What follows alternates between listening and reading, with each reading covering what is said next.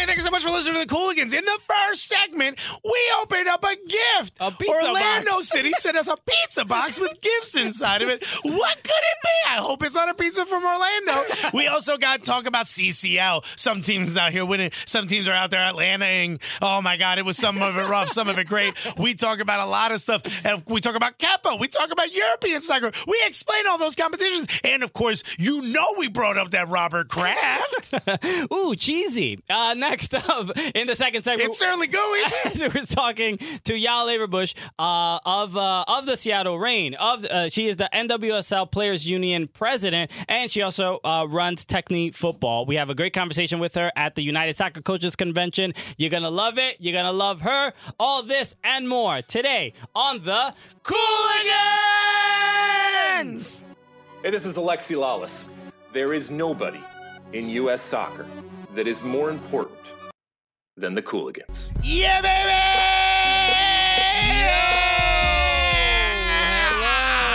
Hello. Buena, mi gente, que lo que. What is up, y'all?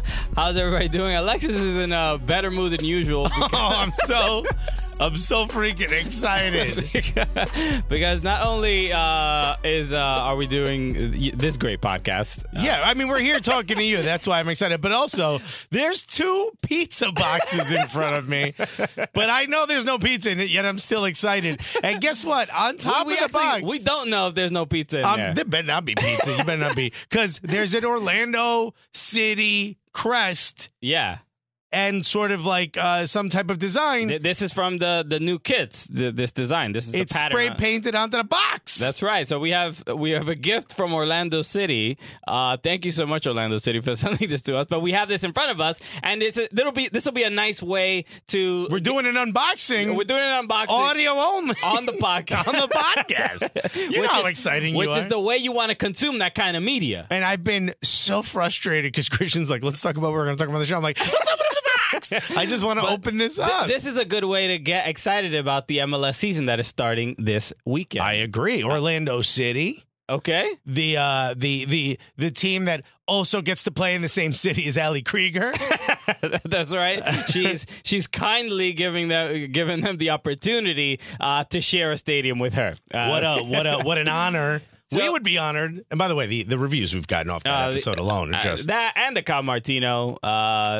People have just loved it. But Ali Krieger has definitely, I think, changed the direction of this show. Yeah, this is becoming an Ali Krieger appreciation podcast. Which you know what? There's not enough of those. Yeah, there should be one. There should be. And I know when you think who should host that show, your mind immediately goes to a fat and skinny, 2 fat and skinny or whatever Latinos. Out of New York. You say it like you don't know which one's fat and which one's skinny. Well, I'm losing weight. Hey, I fit an extra large. Okay. Hey. Look at you. I got a Nike Arsenal jersey from way back in the day. When you say fit into an extra large. No, I fit nice. Okay. Yeah. No, it's not like, oh, boy. Look at this sausage casing. No one's like, yo, help get that condom with the 3 holes in it off this man. He seems like he's in pain. No. That was me a couple months ago. Okay. You boys losing weight. Good for you, buddy. Down 52.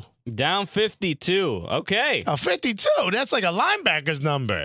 That's not bad. Wait, is that your waist size, 52? No, that was. No, I'm joking. You son of a bitch. Don't you dare talk with your 18-inch waist.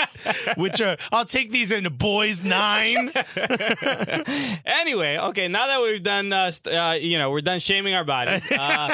Welcome to the show, everybody. My name is Christian Polanco. And my name is excited to open up this box. Alexis Guerreros. We are your favorite stand-up comedians out here in New York City, on top of the Madison Square Garden, the Christopolis Madison Square Garden. Damn right. And this is not only the funniest soccer podcast that you are going to listen to. This is also what, Alexis? Yo, it's the damn gulliest. That's right, and giddiest, right? Right now. First of all, shouts to Orlando for shipping whatever this is. We don't know yet.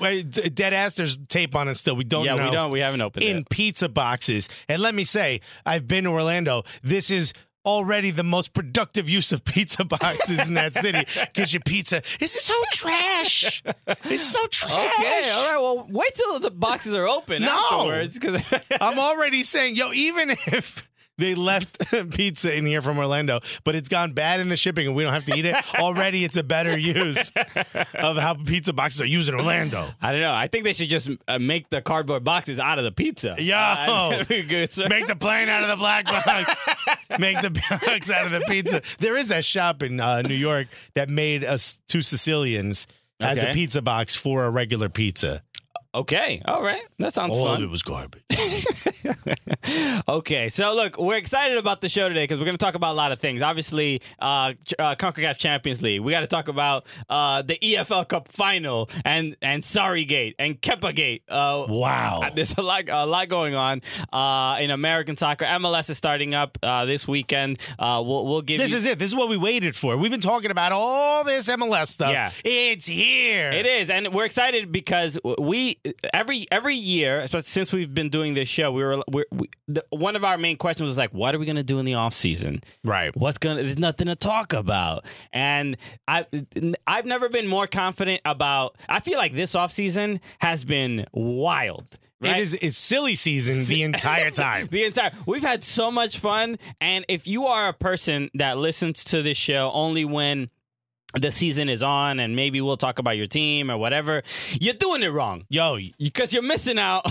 Bro, you fucked up. The MLS offseason, just the American soccer offseason is bananas. It's almost more exciting than the first third of the MLS season. Kind of. Right? It really is. It's insane. So I know like other podcasts and stuff are talking about like, oh, every team has a chance right now and it feels good. Nah, man, it's how messy everything's getting. Yeah. It's getting hot. You're all a mess. In the everyone. y'all are just a mess. We got teams losing 6-0 in Fiji. All right, yeah, we get to lower league teams losing, MLS teams losing to lower league teams, and then the social media of those lower league teams going bananas, going absolutely insane. Shout out Las Vegas Lights. All right, so let's hold on. We gotta take this off for the video. No, it's fine. No, for the video for when you pick it up. Okay. Hold on a second. Taking our address off, son. You don't need to know where we at. Even though we say we're at the top of Madison Square Garden. I like how my name was written in by hand. And so was mine. Oh, okay. I was about to say, bro, you forgot. They correctly spelled our name. All right, to the one Latino intern. All right. Doing it right. Okay. This one's yours. Well, at least Portuguese. He's a Portuguese intern, most likely. Yeah, for real. There's a Brazilian dude. He's like, all right, they spelled name correct. I don't know why I used. All right. So hold on. Let's not open it. Let's slice all of it at the same time. We're going to open it at the same time. Which box was... This one's mine. That one's yours. Okay, cool. Because I don't know if there's specific... The boxes were for specific people. Well, what do you think it is? Let's start there. I mean, this is people listening to me slicing open a box. So when Orlando, when we got these and they were like, "Oh, we're gonna send you something," I'm like, "All right, what could they possibly send?" This is honestly because I think our first reactions were exactly the same. This is why I think we were on the Orlando City radar because their owner tweeted at us, bro. Well, that maybe, and we make fun of them a little bit. We made it hot. We made it hot. But we made jokes about James O'Connor and his hat. That big ass hat. You've seen us post about it. So my guess was maybe this is a big ass hat. That's what we both thought is we're getting our own big ass hats, man. What an honor. And we would proudly wear this whenever there is sun of any sort. Bro, if you got fluorescent lamps that are too bright, your boy's pulling on the full coverage neck to top hat. Okay, I'm protecting myself from melanoma. My guy, that's what took out Bob Marley. Okay, you don't want it to take out the Cooligans. Bob Marley played soccer. That's right. That's all he ever did. He didn't do much anything else. He didn't do much else. All right, so this one's mine. I'm holding. Okay. This one's yours. So I'm going to hold on. Let me close my laptop here. So we'll hold this just to the camera. So this is the box. Yeah, if you go to our YouTube in, I don't know, maybe 3 weeks or so, we'll put this up. No, I will put it up because I have to do that. Yeah, that's true. And by the way, for all my pizza heads, it's a 16x2, 39.2, 5557. That's right, pizza heads, because I was today years old when I learned that was a thing. Yo, we got some pizza groupies out there, my guy. Okay, some pizza thoughts. All right. Oh, my God. D believes in that. My wife swears that shit is real. Hold on. Oh, okay, we got a card first. I can't see what it is All yet. right, okay. Well, I already see. I see drumsticks. I don't know what that is. Let's open up the card Let's first. open up the card. All right, this is incredible. By the way, our reviews for the next few weeks are going to be like, had to listen to these two guys open up a box. Introducing the 2019 Orlando City SC Bring the Noise kit. Ooh. Since the beginning, our fans have been making noise in the city. The noise originated from the stands created by an unrivaled stadium experience, motivating the players as they carry the fan support on the pitch. Bring the passion, bring the energy, bring the noise. You and a guest are invited to attend Orlando City's 2019 home opener, Saturday, March 2nd. You didn't leave us a lot of time there, bro. Kickoff is set at 2:30. Maybe we'll give these away. You think we give these away? Yeah, that would be great. Hold on, I don't know yet. I don't know if we can. We're gonna do it and then confirm we can do it afterward. To artists we please contact. All right, we're not gonna read all that. All right. Kickoff is 2:30 at Orlando City Stadium. All right, that's pretty dope. All right, so They play against NYCFC. This is the home opener. oh man, Okay. All right, so this you see the box. It's the same thing there. this is beautiful. This is sort of purple gold foil. I also see drumsticks. So this is dope. 'Cause I can actually use these on my Rock Band. Yeah. For my Xbox, so I'm excited about these. There's a little gold sticker with the lion imprint, Yeah. and mine has been reused. All right, Alexis, calm down. your boy. No, actually, yeah, no, it was reused. Okay. Okay, here we go. I got my drumsticks right here. All right. So Bring the noise, bring the energy. there's a drum. There's a what is it? record. A record. Yo, this is like a vinyl record. But I think it's and it's like an artwork. It's like the Orlando City crest. But they're all original. So if you can see this on the show, mine has a different artwork than yours. Okay, yeah.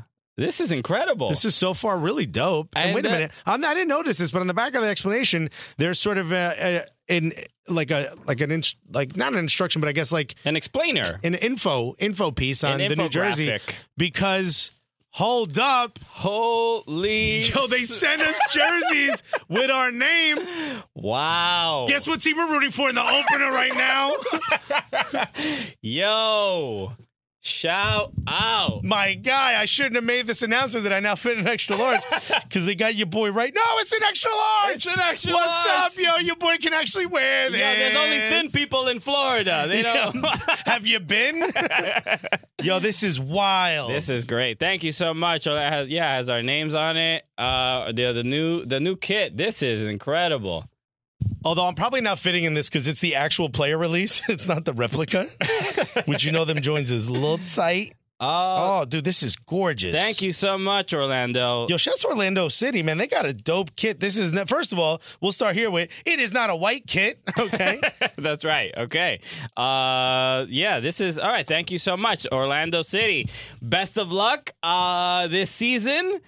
You know, I know it's the last couple, Damn, man, I got a wedding this weekend. I legit can't go. I'm thinking here, like, yo, is there a way we could fly out? Oh, I don't know, man. No, it's. I mean, it's too short notice, but we'll figure something out. Maybe we can give these tickets to the Platano phone guys. I don't know. Ooh. Who knows? We'll call them on the Platano phone. Here's what else I noticed. There's an MLS badge on both arms. Is that weird? Isn't that? I always thought it was only one. No, it's on both. I think the Authentics have it on both. Because I keep buying them bootlegs. You keep buying. That's why I'm on that DH gate. I'm like, yo, get off of Canal Street and start buying. Go to MLSsoccer.com. Yeah, I know. They're like, defend the fortress written on the back. Yo, Christian's like, yo, get off Canal Street. I'm like, I can't. This guy just said Gucci. So I'm following him. I'm following him into this bunker.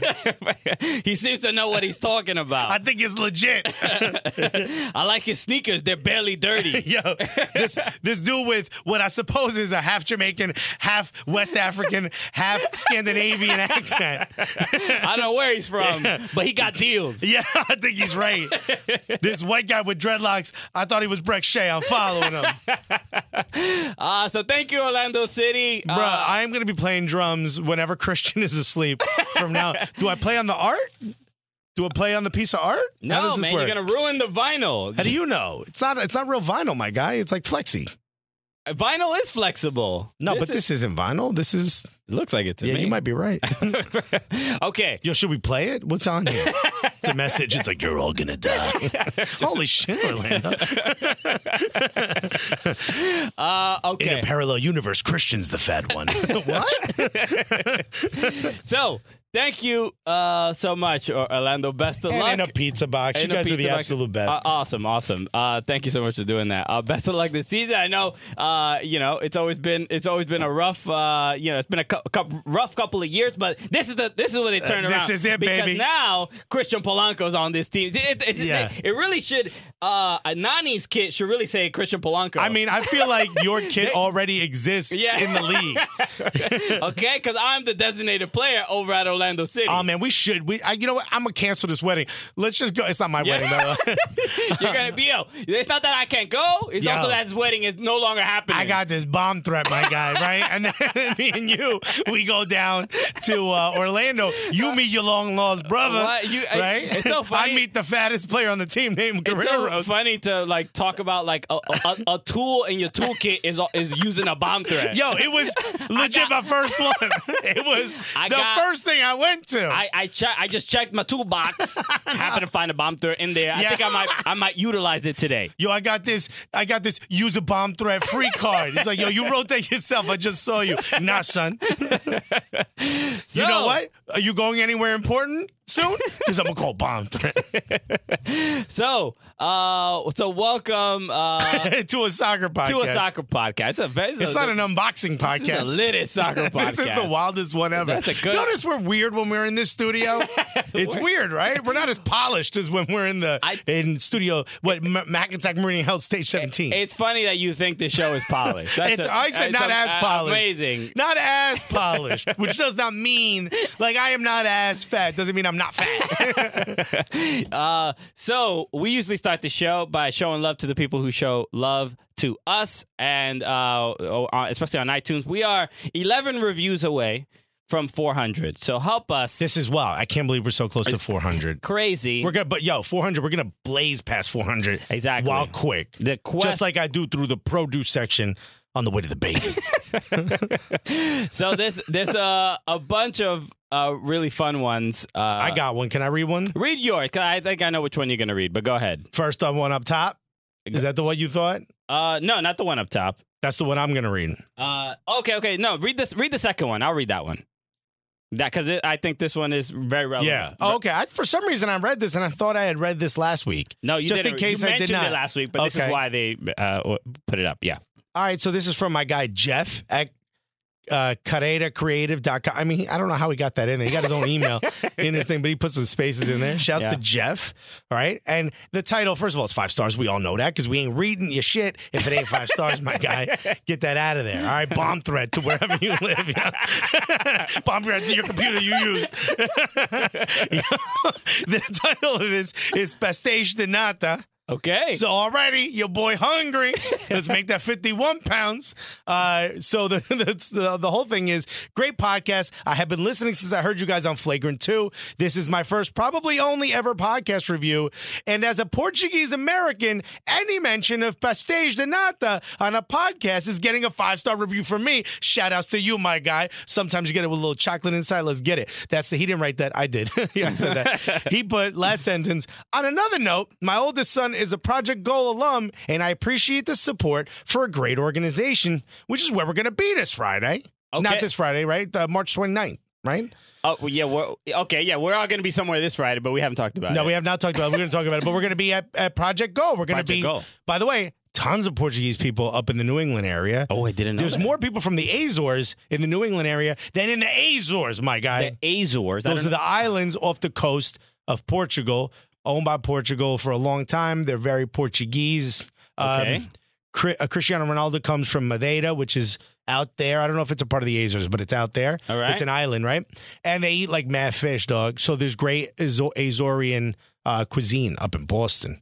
It's funny you said it's better than their pizza. They eat mad fish dog. I'm like, what's a fish dog? They eat very angry fish dogs. You know, there's like white people just wild confused the way we speak anyway, and I don't make it any better. It's like I haven't tried that delicacy yet, but I don't know what. I would like an angry fish dog, please. This is the nicest sushi restaurant. It sounds like a hot dog that's made out of fish. But it's very spicy. It's angry. So thank you, Jeff, for that. It feels like whenever a good way to connect with our listeners is to mention food that they like. You were only figuring this out now. No. Your boy over here knew that day one. No, I know that. Because I call everyone's pizza trash. I connect with people, talking about like Dragon Ball Z and like Cowboy Bebop. What's Cowboy Bebop? It's another anime. Oh, is it? Yeah. Cowboy Bebop. That sounds like one of those workout tapes you find in your grandma's house. Yeah. I feel like if your grandma has that, it's a different kind of. Yeah. The hell was she doing? Abuela. I want to read this one. Cowboy Beboop. Because it's concise and gets to the point of what this show is all about. This is from Windward, 5 stars, and he says, "This is for you, my dude." All right, so that is to the reader who's reading this review. This is for you, my dude. So you're reading this, you're like, oh my God, this is for me. This is for me. Okay, he's speaking to me, Windward. And he mentioned, he says, this podcast is the most funny soccer podcast. Not the funniest, it's the most funny. The most funny. That's right. Best respect. They're the only ones that tie comedy into soccer. That's right. They interview the worst. Hold on, read that sentence one more time. They are the only ones that tie comedy into soccer. Read that for me one more time, but nice and loud. They're the only ones that tie comedy into soccer. That's it. The only. The most funny. The most only. Yo, the most is only is. He continues, he says, quote, they interview the worst and best people in soccer. I shouts to Kevin Payne. We know who you're talking about. They don't only talk about their team, they talk about everyone across MLS. That's right. Everybody gets it. You need to check this out, my dude. So shout out to Windward for that. Windward. All right, you're winning, Windward. Yeah. Oh, you're the mostest. You're the bestest reviewist. Yo, you're the mostiest. In fact, you're the only review we ever gotten that called us the most funny. So shouts to you. We're the only. You're the only. All right. So let's get into. What do you want to start with? I don't even know where to start. I mean, CCL, you want to go there? Let's start with CCL because that was a big deal. First of all, shouts to us because our GIF is getting how self-indulgent do we need to be? We're talking into microphones for careers, Christian. You need to preface it with shouts to us. Yo, pat on the back to me. Yo, I want to just give a little shout of respect. Before I continue to talk about myself, let me just tell you how amazing what I'm about to tell you is. Yo, I want to just tell you, hey, real quick, moment of silence for us because we out here doing we're the most. With only motherfuckers. So please continue. What are you going to say? Shouts out, our GIFs are getting overtime pay right now. Our GIFs are working over 40 hours. Yo, your GIF, which I directed, by the way, that was a lot of fun. Yeah. I got you, fam. Over 2 milli. Oh, it's like at 1.95 million. Yeah, we views. count that, right? Okay, a couple people bootlegged it, right? So we get all the numbers. So you know how streams are now. Crazy, yeah. One of our GIFs has 2 million views. There's nothing we have that is as popular as this GIF. Yeah, and if MLS teams keep messing up in the CCL, our other GIF that you just got CONCACAF. Yeah. That's ranking up quick. So, some people were like, I don't even know who these two dudes are, but I love this GIF and I'm going to keep using it. So, this is like the perfect time for all these GIFs to be popping. But and it really made me think, if you have any suggestions for GIFs, like if there's like MLS GIFs or soccer GIFs that you think would be kind of funny, yo, tweet at us. Let us know, man. We got you. Let us know. We'll take another day of filming GIFs, which is a thing that you can do as a millennial. I don't know if you know that. Yeah, man. Get your GIF on. Shouts to us for doing GIFs. Shouts to us for inventing GIFs. Yo, we put them on a map. Just like Atlanta invented soccer, we invented GIFs. That was nice of them, and this is nice of us. You're welcome, society, for bringing you such incredible technology. So so CCL. Let's start with that because a bunch of games, and let's talk about them. I love I get to do this. Let's talk about these games in the order that they were played. I know. Right? I hate it, but you love it. Houston played against Guastatoya from Guatemala. Right. And the 1-0 game, the game wasn't super exciting. And shouts to us again. Shouts to us for saying it correctly, but shouts to them for all these old Aztec tongue twister ass names. Guastatoya. You can't just put that down to Goya. I mean, the sponsor fits, and the crest, it's all there. I think Guastatoya was the original word for Goya, and they were like, yo, this wraps around a can, my guy. We got to cut this down a little bit. People won't know this is beans. So, but their game ended 1-0. Houston wins this game. Houston coming in strong. Yeah, Houston, they won the US Open Cup. When it comes to tournaments, unless it's MLS. No, I'm saying when it comes to just a straight up tournament, Houston seems to they have a game that they can win. They can win these in England FA Cups and and the Caribou Cup and all that for the whole season. Nah, they can't do it. That's not for them. This is like the guy who buys too many gifts for the kid, for his side pieces kids, and not enough for his own. His family's like, what's going on? The other family's like, I don't know, man, this guy's pretty great. Yes, that is exactly what it is like. Oh, yeah. Everybody totally related. But the obviously the talking point of this game was the golazo from DeMarcus Beasley, the man who never ages. Yo, youth on his side, really. Yeah, sure. I mean, he should be in the U20 World Cup, but he'll be fine. He'd be fine. He'd be burning them kids. And so it made it. The game in itself was, just kind of that back and forth. This is basically what preseason for the MLS teams, right? So they always have a tough time, but that's sort of the case when, especially in these first Champions League games, we never know what are the teams even going to look like? They haven't played a real game. They played a couple preseason matches. They haven't played even these matches aren't a clear indication of what they're going to be like during the season either. Yeah. This preseason. But so if you had hope that your team's going to play well, at least, Houston fans are like, okay. Yeah. It's actually it's the first day of school, and the teacher's like, well, the final test is up right now. I hope you studied. You know what it's like? It's like, when you come first day of school and you flex a little too hard, you show up with all your dope gear at once. Oh, yeah. You got your clothes. Next day, you'll be like, I would just a white t-shirt and jeans. You know what I mean? But for now. I had to pull this from my hamper. I had nothing else. You got two of them Supreme fanny packs on at the same time. You flex too hard. That's what's happening. This isn't who you're going to be all season long. So, but the goal from DeMarcus Beasley was incredible, and you would think if the return leg, which is happening tonight, we're recording this on Tuesday, so you know what happened. The result. You would presume that Houston at home should probably take care of this. If they just have to.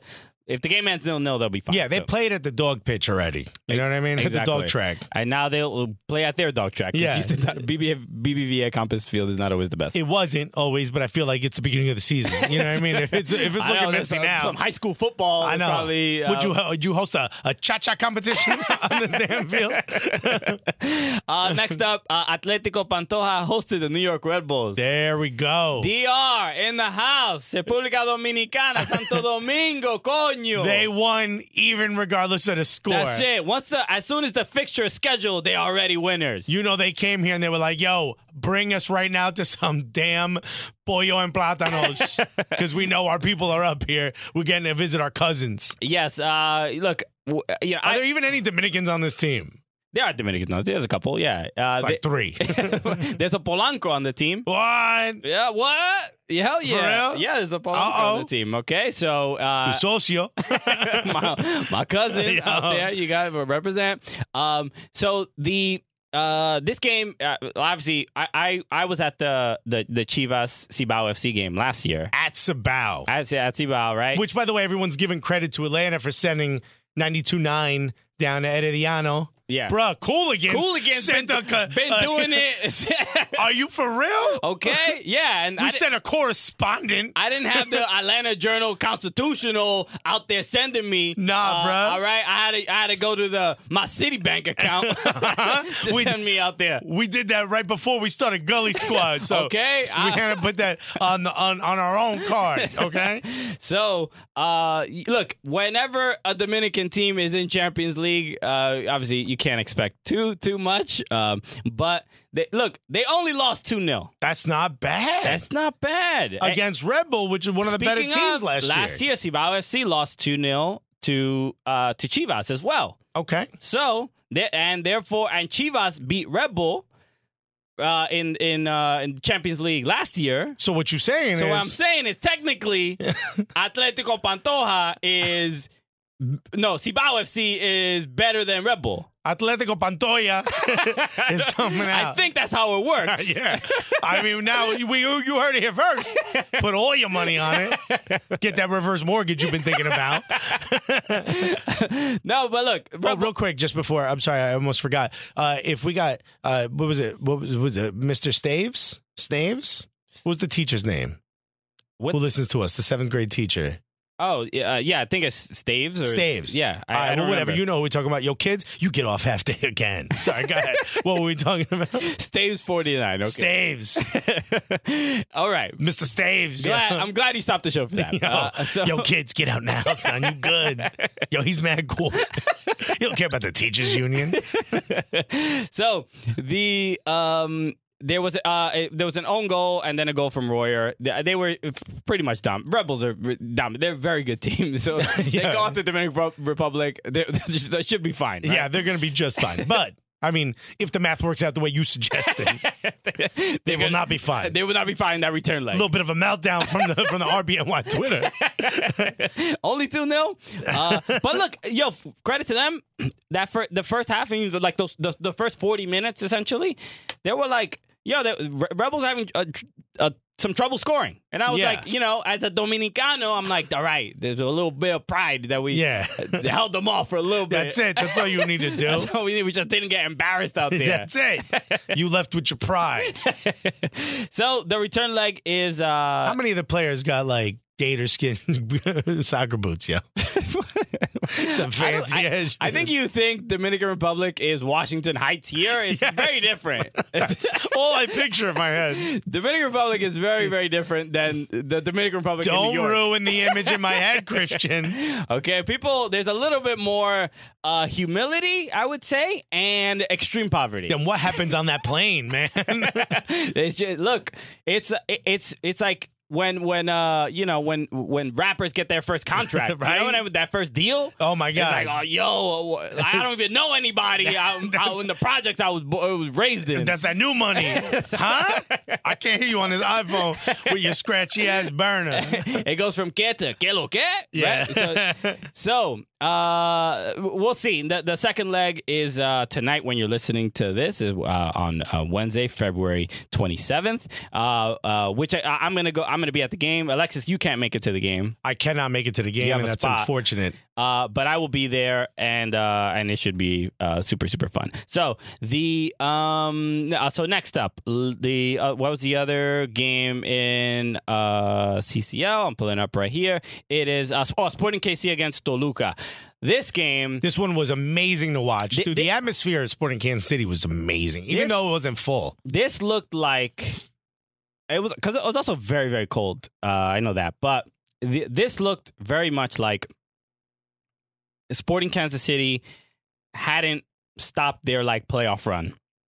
They were I see your point. Yeah. This playoff form. Mid-season form, and against a Liga MX side, which you every time an MLS team plays a Liga MX team, you're like, all right, well, let's just hope. It's like the way Dominicans are when they play against an MLS team. They're like, I hope we don't get embarrassed. That's it. Just walk away with some pride. But let me tell you something. That Toluca team, they were doing all the tricks. Yeah. Every time they got even touched, they were rolling around on the ground. And I know people hate it. Dude, why aren't we doing more of that? Because people hate it. Bomb threats. I know. But who cares if people hate it? It works, man. Okay, I mean, it didn't work for them. Well, not for them, because Sporting Kansas City was a better team. Sure. But imagine the better team also did them dirty-ass tricks, is what I'm trying to say is we need to get a bit more skeezy.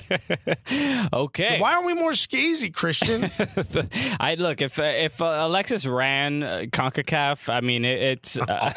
oh, please. No, it would just be... Just let me near the books. So, this game... 3-0 for Sporting Kansas City, and they looked incredibly dominant. There was just so many incredible. Who was it that scored? Nemeth, Herso Fernandez, and Ilie. And the Ilie goal, right? Ilie goal was bananas. Bananas. Okay. So these it was plátanos because we're keeping it real. So, but more than anything, I was impressed with how entertaining the game was, and how Sporting Kansas City seemed not. You know what? We're giving a lot of credit to the and somebody pointed this out on Twitter. I don't remember who it was, but the goals were dope, but Matt Besler and Seth Sinovic were spectacular. Sinovic was all over the field. Sinovic was like, you know what? This offseason, I'm going to work on nutmegging dudes, cutting dudes by. Yeah, I'm going to just start embarrassing other dudes. And somebody mentioned on Twitter. He was like, yo, you trying to replace me, my guy? Apologies, I don't remember who it was, but somebody on Twitter tweeted at us and said. I think it was Seth Sinovic's burner account. Seth Sinovic's burner account did say that Seth apparently the Cooligans effect the Cooligans have a reverse effect on Seth Sinovic. He got gullier once he came on the podcast. So him and Matt Besler were so just on point. Hey, hold on, Besler was on the pod too. Okay, exactly. You're welcome. Yo, shouts to us. Shouts to us. Yo, shouts to us for solving Sporting Kansas City backline issues. Okay, all right. I think we're the new GMs of Sporting Kansas City. Bruh, I mean, I'm looking in this box for a little Sporting Kansas City jersey. I don't see it. Okay, I mean, look. When I think when you start sending us pizza boxes full of gifts, shit's gonna happen. Your season might get a little bit better. In fact, legit gonna put $100 on Orlando City to win MLS Cup this year. All right, you got us into gambling, bro. All right, we gonna wait till that third episode of the Cooligans drops, and it's just us pleading for money. They taking away my family. Oh, bro, what am I supposed to do? I don't know. I had a good feeling about Minnesota United that week, winning all of it. Wait, hold on. I clicked on undefeated. Oh man, who's paying my rent? We need 700 of you to sign up for Gully Squad ASAP, man. I owe a lot of bad people a lot of money. Okay, it's mostly Soccer United marketing. They're after us, my guy. This is the dumbest episode we've ever had, and I love every second of it. Yo, if you send us gifts, look how happy we get. Yo, shouts to us. So, let's talk about. It was a great game, but let's move on to. Well, how you think it's gonna end though? Because Toluca's going back home, and nobody wants to lose to an MLS team. No, they're gonna be playing big. Sporting Kansas City are gonna play like. Say it like a Latino. Sporting Kansas City. Kansas City. Sporting Kansas City. Ya me entienden, coño. Okay, ya tú sabes lo que estoy diciendo. They're gonna do what the Red Bulls did against who they played, Cholos. I think they were like, yo, we got a lead. Yeah. Oh, no, actually, was it the first leg was over there, and they were just like, yo, if we can get one and get out of here. Yeah, park that bus and maybe hit him on that counter. With a clean sheet, they'll be good to go. And I'm confident, especially with the way Besler was playing, Sinovic, and just that back line. Because I was worried, Iko Powers left. He went to Minnesota. Yeah. I was like, oh, they might have a tough time. They seem totally fine. Sinovic's like, yo, got it. Yeah, Ike was holding us back. He was like, yo, now that Ike's gone, you're going to see the real Sinovic. So next game. We got to talk about this, too. What do we got to talk about? Can't forget that. Yeah, we'll talk about that. Can't forget that. So,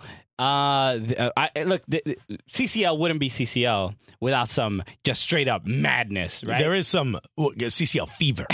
So, Herediano of Costa Rica. That's right. Invites Club Sport Herediano. Invites the Atlanta United. Uncle Arthur loads up in the PJ. Exactly. He's like, yo, I'm going. Yo, no, they're like, no, it's cool. You don't have to. I'm already here. Yeah. I clicked interested on the Facebook invite. Okay. You thought I wasn't gonna show up. You thought that was just for games? You think I'm like you, like these other phonies out here clicking going, and then they don't show up. They don't show up. Nah, okay. Now, Playboy. I ain't gonna deceive you. No, Uncle Arthur here to stay. Also, what's the Wi-Fi? Your boy trying to get on Tinder. Tinder. So this game and 3-1 for Herediano. Watching this game, I saw every minute of this game.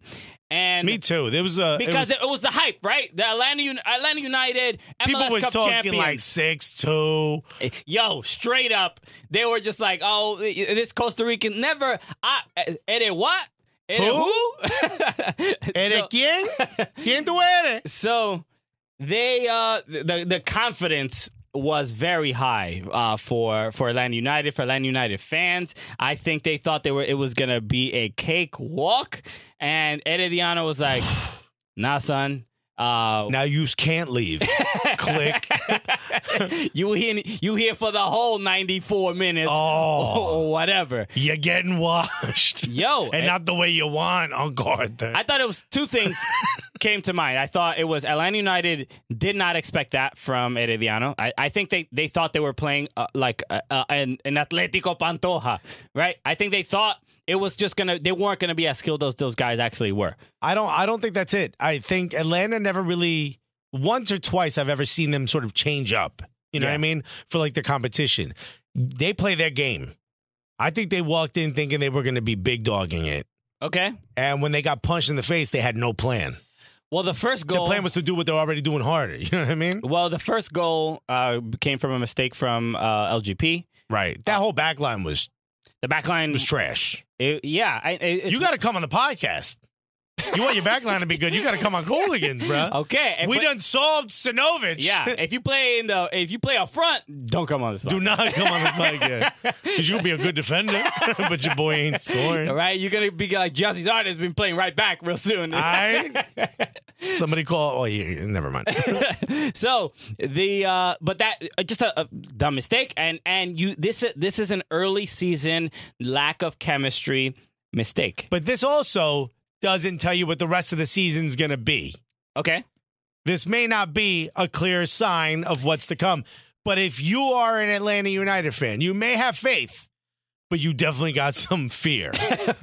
Look, when they were down 2-0, and at that point, it looked like there was just disarray. I mean, they defensively there wasn't that clear communication. It seemed like it was they had a 3-man back line, if I remember correctly, and they definitely had. It felt like was it Miles Robinson, LGP, and Parkhurst were each one were like they each had to play like hero defensive ball. Like they weren't working as a unit to defend. Not at all. And Guzan had no idea where it was coming from. And you saw it with LGP making a couple of clearances and then having to scream at people, and he was arguing. He was screaming at George Bello a couple times for not marking. And Bello did not look good. Bello did not look good. He looked every bit of that 17. Man. Yeah, I mean he swole. He swole as hell. Oh, he big. He big, but it seemed like he's a little slower because of it. He left the tape room to get to that bench room is what happened. And I don't know how beneficial that really was, because he didn't have that the confidence that we saw from the minutes that he was getting. But it's also not completely his fault because the whole back line looked confused. They didn't know what Herediano was going to do. No. And you could tell me, unless Herediano came in and was like, yo, we're going to do everything different than we normally do, you cannot tell me they even focused a little bit in practice on what Herediano was going to do. Because it seemed like players were in different positions they weren't expecting. They were coming at them at angles they weren't expecting. It was trash. And that 3-4-3, that needs to go. Okay, so now the Boer, Frank de Boer out. People are like one chirping. They're chirping. You hear them. They're gonna have a banner. I heard Robbie is from Arsenal Fan TV is flying to Atlanta as we speak. Shout out to us. not to us, but to our Twitter account for receiving this message. Yes. From Igor Mortis, of the Timbers Timbers tattoo artist extraordinaire. He sent us a tweet mentioning how Frank de Boer's, because Frank de Boer is Dutch, how Frank de Boer's name is supposed to be pronounced, which we've been saying it wrong this whole time. Is it Deber? No. So this is so he mentioned in the message that Frank they pronounce the A. So I don't know if it's the A or in general, but Frank is pronounced Frank. Frank. Well, yeah. Okay, but no, but so look, what am I? The Dutch is calling us out. Okay. Right? So he said it's Frank. I don't know how. Did you got to roll the R? So they in Dutch you roll the R. So I didn't know white people had it in them. That's pretty dope. Frank. White people have that feature? Yeah. Wow. Would you unlock that? Okay, you got that XP. Right. You won level 7. So it's Frank de Boer. De Boer. Yeah. So you roll the R. Did he send you audio? No. He phonetically said how you say it. Oh, he described how to say it. So I'm assuming that's how it is. That is my interpretation of it. De Boer? De Boer. Yeah, you boys go back to De Boer. I kind of like De Boer. De Boer is pretty dumb. It feels like it's hard to yell though. Like I'm not happy with Frank De Boer. It sounds like De Boer sounds like something you can whisper to your lady, you know? Yeah. Hey, you want to go back in the other room and De Boer? Sorry, I just spit in your ear. Baby, come to De Boer. So, yes, the concern was I love that in general, American soccer is becoming more meticulous and the scrutiny is getting a little higher. Yeah, absolutely. More people are paying attention. And people were paying attention to if a team loses 3-1 at Herediano 4 years ago, nobody cares. Yeah. Nobody cares. But not the Atlanta United who invented the sport. Yeah, they can't lose like that. The owner watched them lose. He flew out to Costa Rica. Oh, that's at 28-42, whatever that was, 28-3. And he didn't go to just his summer home. Okay? No, he went to a stadium. I mean, he was so angry he bought a summer home. They're like, sir, you can't buy this as a family. He's like, I said I want it. Get out of here. I'm from the goddamn Bronx. So, a cause for concern. People, Atlanta United fans are still pretty optimistic that they can turn this around. But I'll be honest, and best of luck to Atlanta United. I don't think they can turn this around. I think they are still figuring themselves out. They are not. You mean CCL or for the whole season? CCL, and I think the beginning of the season might be a little bit rough. Okay, you think they're gonna have choppy waters? Right? Darlington Nagbe was having. There was rumors that he wanted out, but that's not happening. That's not happening. He's staying. They said he sorted that out, but they mentioned that, but while he was going through that ordeal, he didn't play any preseason games. So the lack of Darlington Nagbe there, and then he ended up getting substituted later in the game, but he wasn't the same. He didn't fit in, and clearly something was going on or something was wrong. Yeah, because De Boer is out here. You have to say it like that? He's out here, sort of scheduling, and he's putting together a formation without them. And then next thing you know, now he's got to fit in Nagbe. Yeah. And he's doing it days before you travel down to Herediano. That's not good. Yeah. So I think the chemistry with the team is not there. Obviously, Tata leaving, our new coach, new systems. There was a quote from Michael Parkhurst in, I believe, in an Athletic article. I think Felipe. Was it him going, help! Help me, please! Which one's your guy? He said PTSD. The fact he put it on paper, so good for him. But I think it was a Felipe Cardenas article, and Parkhurst did mention that. Felipe Cardenas. Shouts to Felipe. Shouts to us for hanging out with Felipe when we was down there. So really cool on us for doing that. Honestly, it's pretty dope of us to allow Frank. Frank Cardenas. Felipe. I don't know. I was trying to throw in. He had mentioned that De Boer, his there's way more strict. Like if you're 5 minutes late or 10 minutes late to a meeting, like you're. Yeah, that's right. What was it? Somebody said like when it was the South American guys, like if it started at 9:15, who cares? Yeah, no. They come out dancing and singing. No. The Dutch do not operate that way. The Dutch are like, we have sand.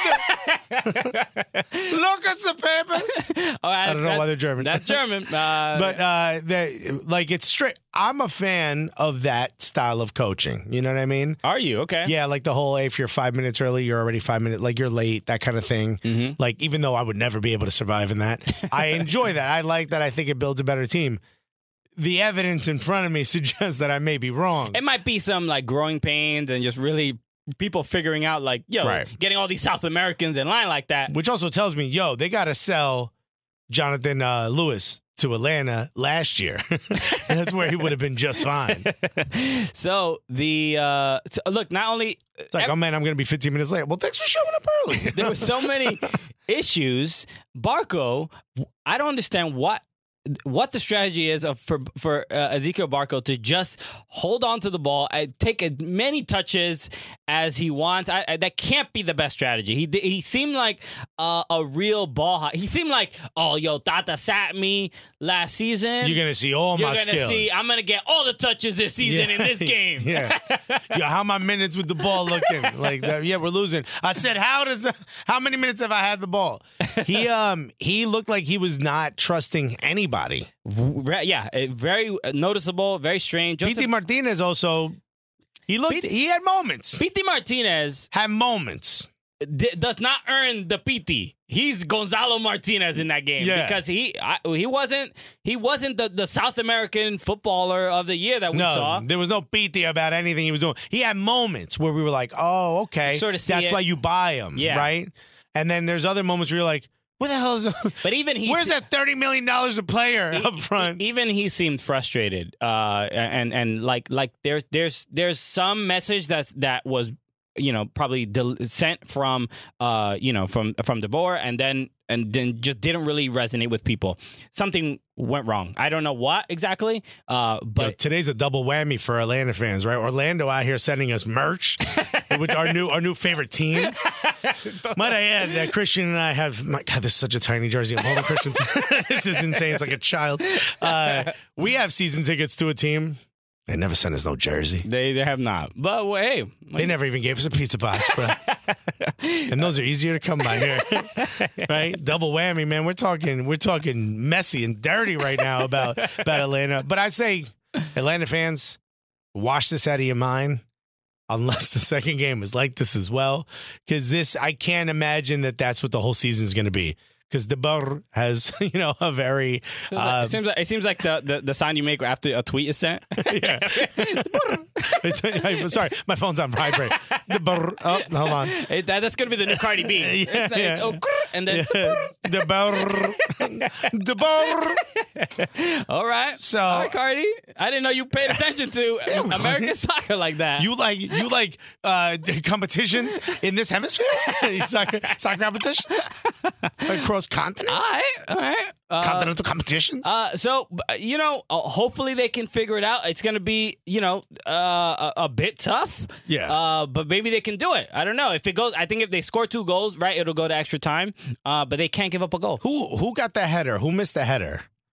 Who missed? There was a header that somebody missed. I think it was Joseph Martinez. Joseph Martinez missed a header. He is the tallest man on the pitch. Yeah, he deserves to get balls flung at his head because he's 4'8". Yeah. But if he hits that, if they get one, you walk away with they get two. You walk away with a little bit more confidence. Yeah, they got the goal from Julian Gressel again. Yeah. No celebration. Been on the show. Okay. Been on the show. Scoring. Midfielders could do all right. Right? The Cooligans you lose curse. it when you get to the top. When you get to the front, you'll be like, oops. My bad. Don't come on our show. Didn't mean to Men in Blazers for you. Didn't mean to lower your self-esteem by roasting you so hard, dog. That's my fault. But we will learn for next time. But I think if they would have gotten 2, you feel a little bit more comfortable. And here's the thing. They're not playing at home. They're playing on some high school field or something, right? That's right. They're playing on Kennesaw Field. I think it's a college or something like that. Oh, man. It's a small pitch. It's They not, couldn't even go back to. If they went back to Bobby Dodd, that would have been litty. but yeah, that would have been cool. They can't play at Mercedes-Benz Stadium. It's a monster train. It's a monster truck rally. Come on, Gravedigger's gonna eat another car. That's right. Come watch one car jump over other cars that are positioned perfectly inside of dirt. The new 4th DP is Gravedigger. Come watch a robot spew fire. Look, the rest. A Ford Focus will open the roof of Mercedes-Benz Arena. The next games of this week, watch them. They'll be on the Yahoo on Yahoo Sports. Just go to yahoo.com and click on soccer. Dude, they got an app for Roku. They got an app for iPhones. Yeah, There's a some ton of people ways. were saying they were having trouble casting it to their TV, but It's too much technology. it's too much. That's Christian, yo. Email Email me. IT@soccercooligans.com. Goes right to Christians. Goes right to Christians. IT Google Glasses. I provide all the CONCACAF tech support. That's what I do. Honestly, probably better than what they're currently using. Or back when it was Go 90. So, okay, so let's. So we have an interview today that we'll get to in a moment. With Yael Averbuch. Yael Averbuch. Plays for the Seattle Reign. She is the head of Techne Football. A really cool app, a soccer app to get your skills up. She's also she's heavily involved in Street FC, which is we talked about. And she's also the president of the NWSL Players Union. So that's amazing. And she's just an overall dope person. Exactly. Really happy to talk to her. So we'll talk to her in a bit. So there's a couple other things, and then we'll get to that interview. So oh my God, is that 2 weeks in a row with NWSL players? No, because Carl Martino does not play. Sorry, is that 2 out of 3 of the last weeks? 2 out of the last 3 weeks, yes. There's NWSL. Wow. Players. Okay, yeah. Wow. I think we might be the most only podcast doing that.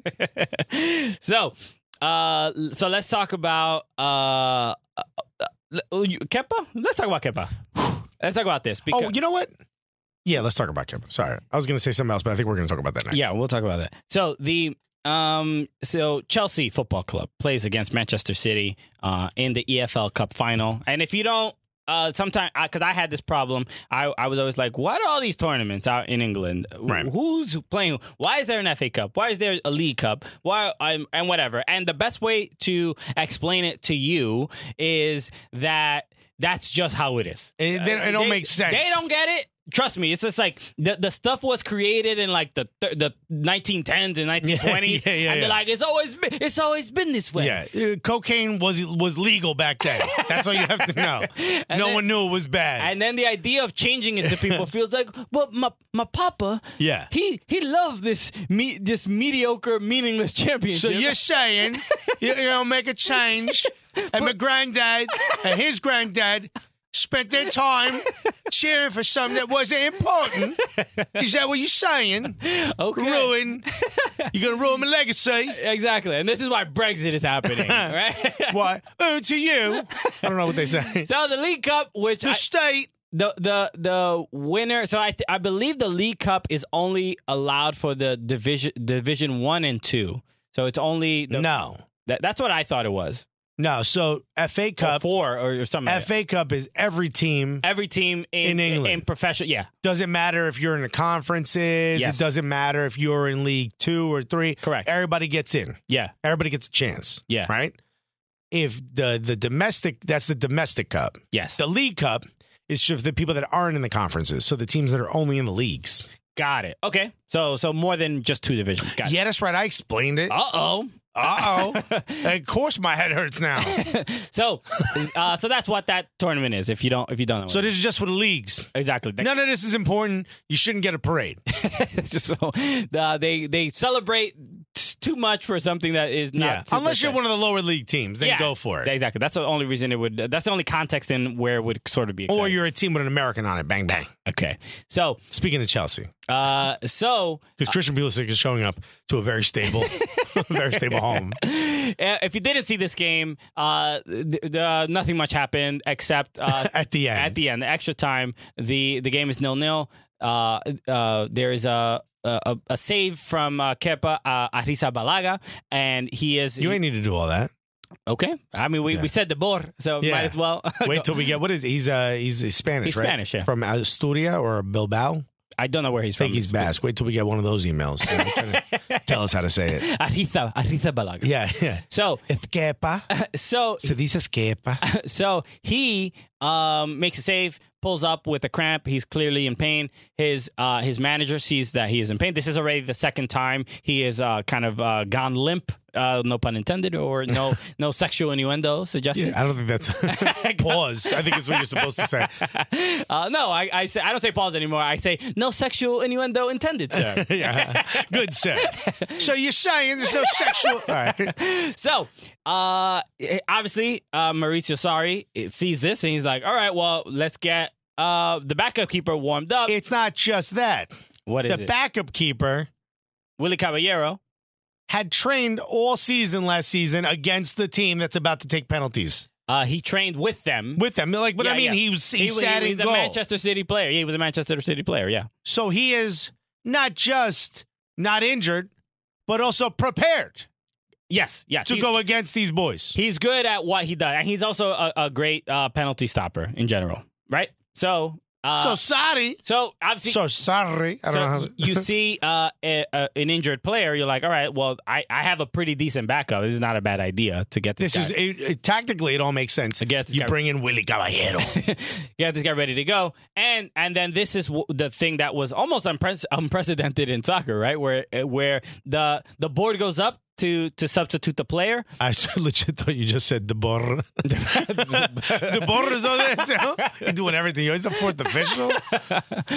Willy Caballero standing there doing them windmill stretches. He's like, so he's serious. He's like, he's like, all right, this is perfect. And he called my number. Coach called my number. Caballero's coming in. And then Kepa is straight up just being like, no, waves him off. And the reason it became a big, it wasn't just like a wave off and then like, oh, okay, well, he's fine. Let me go sit down. I'm the manager. The player told me he's fine. Let me go sit down back in my chair. No, Sadi ripped his jacket open. Ripped his jacket open like the Incredible Hulk. Goes to leave, comes back. He's just like, he yells at every one of his coaches. Dude lost his mind, and then appropriately so. Yeah, because he got mutiny out here. The insubordination alone, my God, is it's just straight up disrespect to his Kepa's disrespect to his manager. And yeah, of course, every reason to get upset. Whether there was some miscommunication or not, once the manager is standing, what is there miscommunication? He's saying no, I'm not coming off. That means he understands. Yeah, that he's being asked to come off. He saw the numbers on the so he knows that he's supposed to come off. Yeah. He sees Willy Caballero on the other side of the ads, getting himself a little stretch going. He knows exactly what's about to happen, and the boy's like, I ain't ready to come out. Yeah, and there's probably about 4 or 5 minutes left before extra time ends, and it goes into penalties. You don't want a player with a cramp going into penalties. Nope. So it's a reasonable idea to substitute him.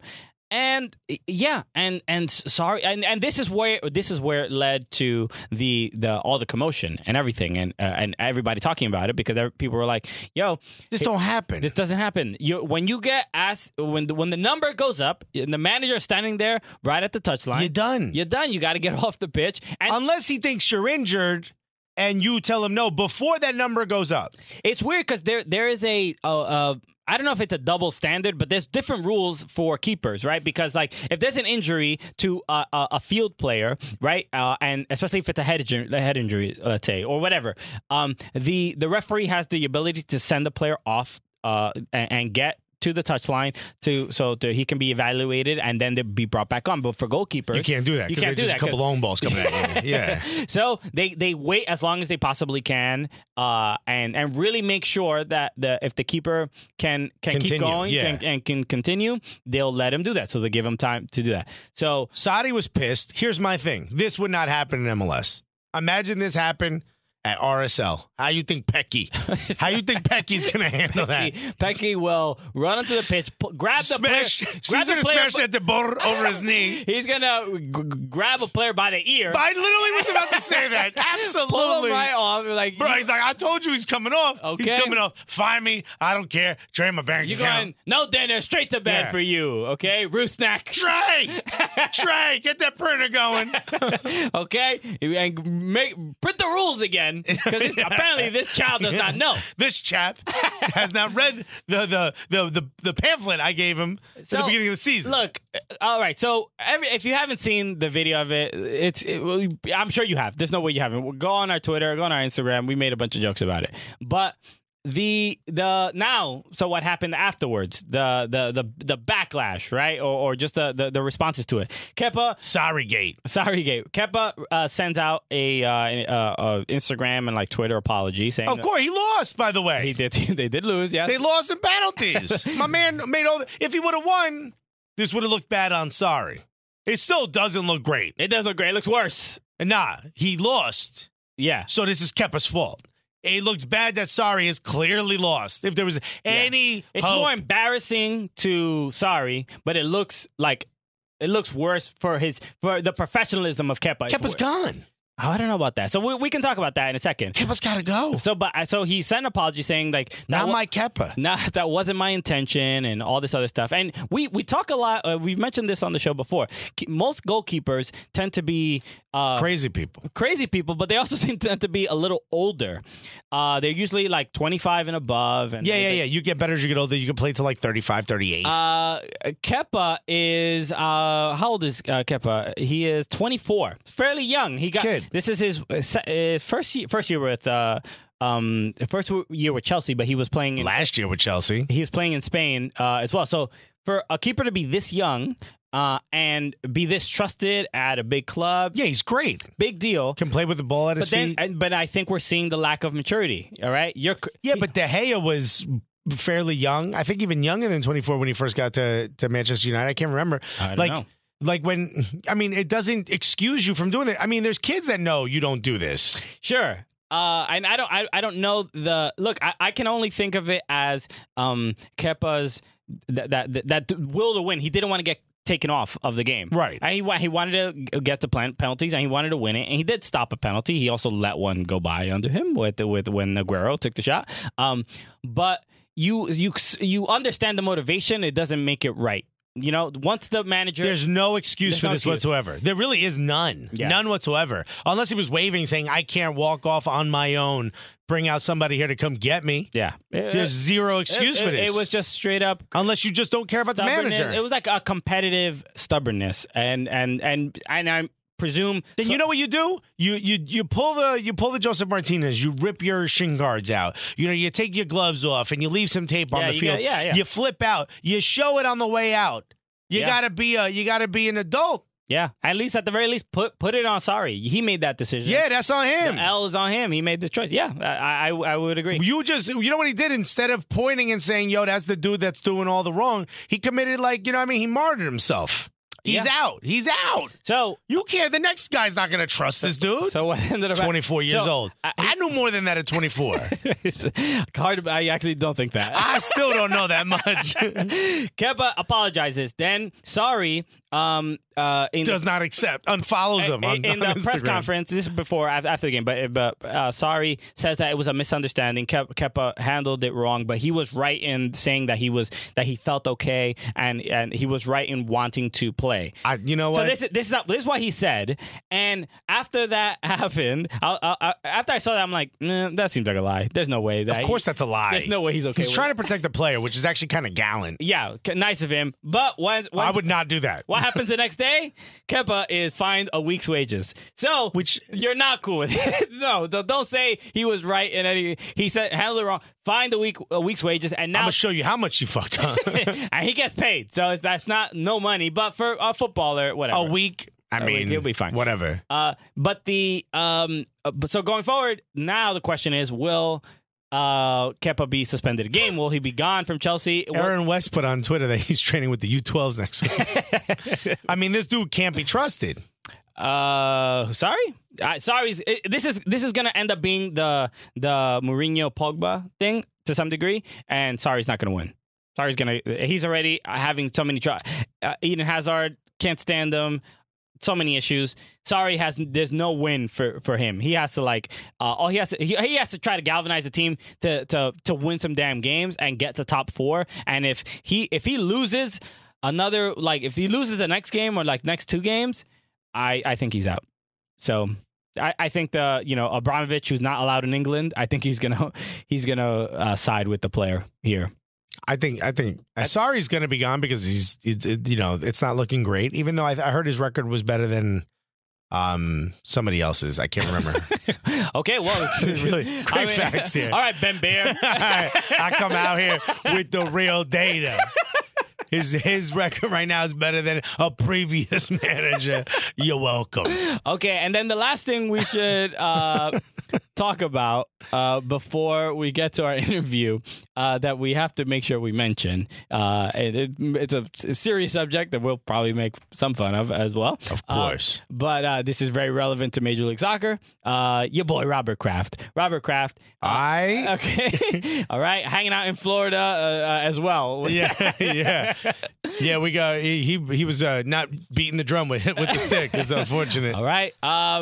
So Robert Kraft, if you are not aware, was caught in was charged in a prostitution human trafficking ring. Apparently there was a spa that he used to frequent. Okay. Some people are saying 2 times in one day. Damn. Okay. That's where he gets all that energy from. That's why he's so relaxed. So, yes. So there's video of him. Yeah, so I was watching the press conference with the police officers, and people are like, so you're saying that he allegedly was involved in sexual acts with some of these women, and the guy was like, no. We have video of it. Yeah, no. Oh, did we misquote ourselves on the press? We know exactly. Press briefing? Oh no, we know for sure. We know. And your boy lasts long. So okay, all right. It took a long time. All right, it was longer than a Vine. Trust me. Let me tell you this. I had to watch the whole thing. Okay. Okay. Lost my lunch. Robert Kraft.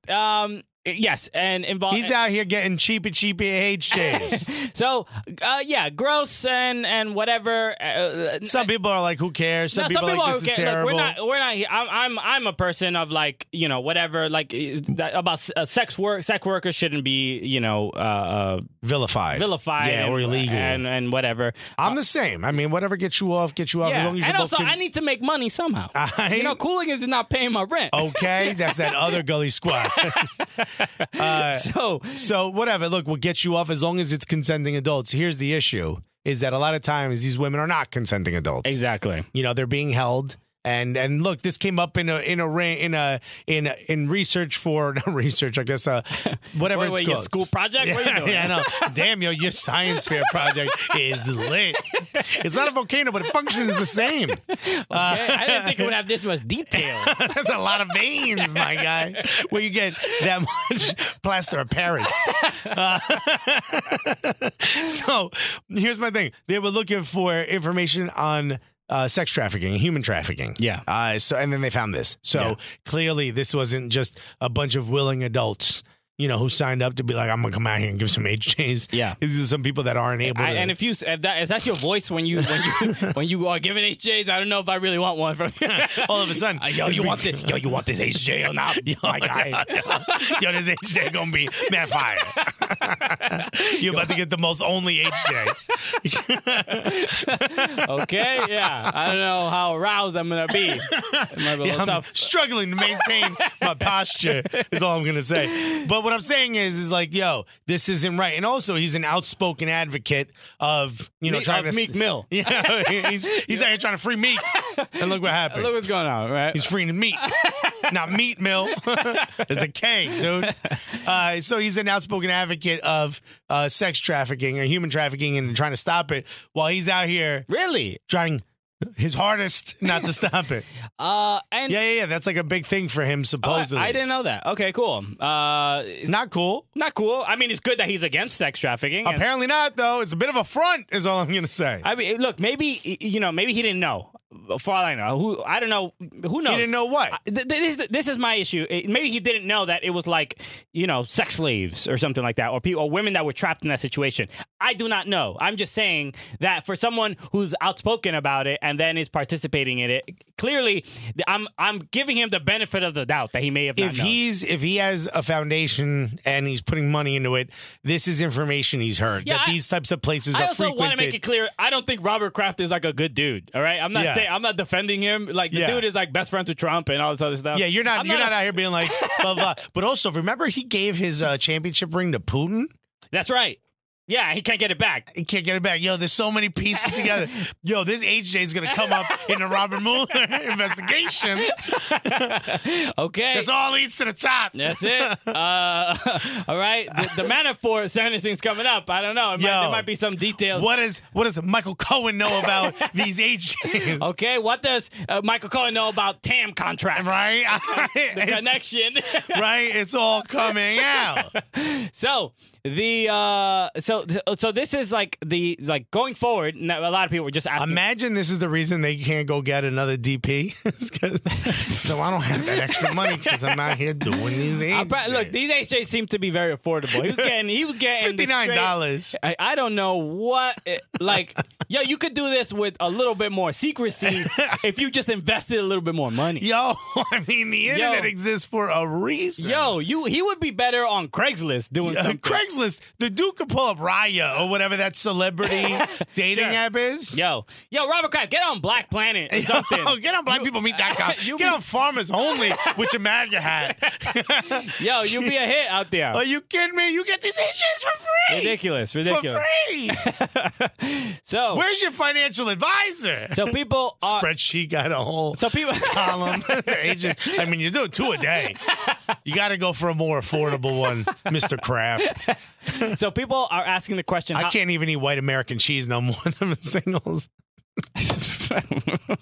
Okay, well done. So people are asking, how is this going to affect Major League Soccer? Can you hear how upset Christian is? Yes. I mean, we got to keep going. We don't have all the time in the world. So people are asking how this is going to affect Major League Soccer, and some people are saying, should the I think it's going to make them a bit more relaxed in the beginning, but then after a couple hours, after a couple hours, you're going to get excited again. So so we'll see how many international slots New England Revolution get. Oh, did you say slots? Somebody woke up Mr. Kraft. So some people are saying that maybe this breaks the like one of the clauses in Major League Soccer that you basically like can't embarrass the league. You can't be some straight up criminal. Involved in some prostitution ring. Right, but remember, this is the guy who helped save the league at one point. Exactly. So there people like the other owners must be like, oh well, what if I get caught up in some prostitution? I don't want to get my team taken away. Right. Exactly. So there's like a weird position to be put in for them. But some people are suggesting, and I think I don't know if it's like the quote unquote right thing or wrong.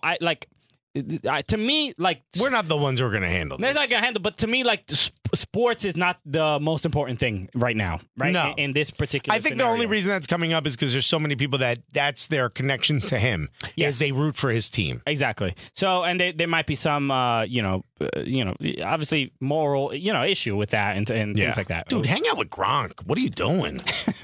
You have tons of fun. But some people are suggesting that some people are suggesting that the Krafts either should have to sell the team, or that Robert Kraft should give complete ownership or operatorship to his son. Who is basically who is the person who is deleting text messages and tweets right now? Who is the person who handles really the New England Revolution? Thank God you didn't say his right hand man.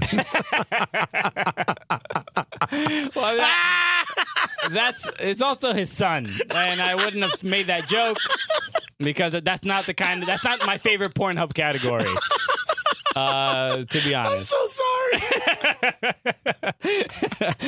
So This has been the silliest episode ever. So we'll see. I don't know exactly what is going to happen going forward with his case. To me, the guy seems too rich for anything really bad to happen to him. Nothing bad's gonna happen to him. He's gonna get some sort of blue balls. He's the only. That's it. They're gonna be watching him now. And I wouldn't have wished that on my worst enemy. No, hell no. He's getting watched. His wife is pissed. Everyone's upset. All right, well, he's going to be at the next Super Bowl with the damn ankle bracelet. It's not going to be wrapped around his ankle, though.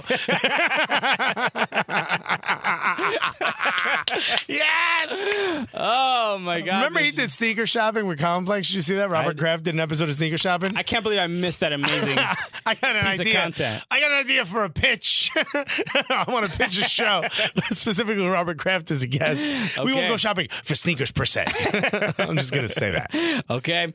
All right. So we'll see what happens. We'll keep an eye on a third eye on that story. So we'll figure it out. So I have the mind of a 12-year-old. I swear to God. So let's get to our interview with Yael Averbuch. Yael Averbuch. So we spoke to her at the United Soccer Coaches Convention, and we talked about a lot of things like that we mentioned before, NWSL, Techne football, a bunch of other cool stuff, and like we said, she's just super cool. And remember while we were there, how many there were like young girls walking up to her, excited to meet her, and all this stuff. Like she's like, they're like, oh my God, I'm so happy to see you. Being at that convention just helped like sort of reinforce, and I think just because we're not little girls, right, and we're not we're not like regularly at like NWSL games and all this other stuff. It reinforced them like for young women, and shout out to Nike for that amazing ad that they had. Absolutely. That Serena does a voiceover, and there's a bunch of women's soccer players and athletes in general, women's athletes, and that for a lot of young girls, there aren't that many like heroes for them, but also that look like them, that can do what they do. But also the media hasn't given them a lot of opportunities to have people to look up to. Yes, and let me clarify. Yeah, it's not that they're not the heroes; it's that they're not as visible. Yeah, right? They're not as prevalent. And yeah, I mean, after '99, after that World Cup win, you saw Mia Hamm everywhere. You saw Brandi Chastain everywhere. So it's not that it hasn't happened. It's not that they can't. It's not as prevalent as male athletes. Male athletes have easy access to information and content and all that, and interviews for male athletes. It's not the same for women's athletes. And I think this, just as importantly, is sort of came to fruition or to the forefront for us after the Ellie Krieger, or the excitement around the Ellie Krieger interview. When are you going to put that up? When are you going to put that up? And I didn't realize how important it is for some of these young girls to hear and see, and just see the human side of the people they look up to, of the people that they hope to be when they grow up. And it's so great that they've taken sort of the opportunity to take social media and do that themselves. They've made themselves available. They've made themselves, responsible for that. And they're doing a great job. And I'm just happy that we get to have them on our show. Yeah. And people get to hear from them in a way that maybe they haven't heard from them before, having a good time. Someone like a Yael and someone like a Ali, they're such great personalities. Yeah. And honestly, after the Ali Krieger interview and after the Yael interview, I'm angry. I got angry that we haven't seen more from them. Why did it take this long for me to know that about them? That they were this hilarious and they were this great on mic. Sure. Why are they not doing TV stuff? Why aren't they doing more? It doesn't matter if it's the guys' game. They know the game. You know what I mean? And stuff like that. And I know they both have done some media stuff, so I'm not saying it doesn't happen at all. We needed more of this. Yeah. And I'm so happy that we can be any part of this whatsoever. We're happy. Shouts to us. Shouts to us for being a part of this. I mean, come on. We out here solving defenses. Now we're solving women's soccer. Whoa, So we're happy that we can contribute. So, and thank you again, Yael, for being on the show. And you're about to hear it, and she's awesome. So here's our conversation with Yael Averbuch. Hey, thank you so much for listening to this podcast. We just want to break in with a word from our sponsors, me. Alexis. Yeah. This time. I just started, along with Mike Albanese, a very funny comedian, and the guy who runs the Red Clay Comedy Festival, by the way. That's right. So shouts to them. Shouts to all our fans who were out there. Myself and him have started our own food tour here in New York City. We were tired of people asking us when we were going to do it, and they wanted to come eat with us, so we decided to do it. It's called Fat Venture. It was a show that we did on Facebook Live. I got a very popular. Food Network brought us in for a pilot, and it did not go, which is really unfortunate. But now that we own it again, we decided, hey, instead of trying they said, guys, you're not fat enough. Yeah, legit one of the complaints. And let's just say this: TV executives have no clue what they're doing, and that's why you're losing to 12-second videos on TikTok. Okay, but we decided we're going to take it to the people. All right, because here's the thing. People ask me advice for food all the time. People ask me, yo, is this good? Tell me about this. Where should I go for this? And we wanted to do that for people that don't know me personally and don't listen to the podcast and don't know Mike personally. So what we did is we started our own food tour company. We need some help getting going. So if you're in New York City and you want to take a food tour, we know it's not cheap, but we're bringing you to the best food possible in New York. Yo, one of the stops, legit one of the stops. Which one? We're eating the most expensive ham you could buy in New York City. The mostest. Expensivest. The most expensivest ham, dog. I'm bringing you to the most expensive ham, my guy. It's hand sliced, dude. Okay. And that's what you're going to eat. So we're doing a little something. If you put Cooligans in as your code, you get a little bit of a percentage off. You get some money off the tour. Trying to help us just build up as we go. Put in Cooligans. Go right now to fatventuretour.com. FATVENTURETOUR.com. Wow, my brain hurts. I got all that out. Fat Venture Tour, and put in code Cooligans. And guess what? Some of that money is going to come to Cooligans, so it's actually benefiting Cooligans as well. Exactly. And to Alexis's credit, I mean, I cannot stress anymore. He knows such a ridiculous... the reason he doesn't know anything about anything is because it's all about food. He only knows about food. Only so much water fits in this cup. Okay. And it happens to be chicken grease. Yo, I need to know about, pizza and chicken. I ain't got time for math. Nah, not at all. None of the maths. But make sure you go to fatventuretour.com. And because he does know, and also Mike knows about food. He knows both of you guys have this bond. The way that we can't connect. Yes, is the way you connect with Mike. Right. We have an open relationship, and my love of food. Yeah. I handle that with Mike, and I come back here for soccer. I always come home drunk. So we're doing a couple tours. We're going to do one during the week, one on the weekend. Just go to our website. You'll see, click on tickets or book now. Where we put that link everywhere because we desperately need some people to buy tickets so that we're not just standing there by ourselves. But you're going to eat big portions, big bites. We're not doing no boring history talk. We're not going to sit there and point at a tree that's been there for a couple hundred years. Screw all that. You could go do that tour with some other crazy cat lady that never gets out of her house and only runs tours. We don't do that. We don't do little tastings. We don't give you one dumpling every hour. Nah, bruh. You're going to eat a lot. You're going to eat big. And it's just going to be a great time. And you're going to get to hang out with me. And you're going to get to hang out with Mike. We're going to do the tours together for the first little bit until we sort of build up. So if you put in Cooligans, you get yourself a discount. Go to fatventuretour.com, put in Cooligans, get a little money off, and you get to help the Cooligans at the same time. Yeah, baby, we're back. We are. And my voice. Your voice is a little different than normal. Wow, your voice is, dare I say, with all due respect, trash. Yeah, it sounds like someone's shaking trash. Look, there's nothing I can do. I picked up a little sickness last night as I got to bed at 9 o'clock as my normal time. I don't think did not go out. It doesn't sound like you're sick. You were just too busy screaming. All right, I was partying. You were screaming at Alexi Lawless last night. That is true. I absolutely was. Somebody has to. No one's willing to do it.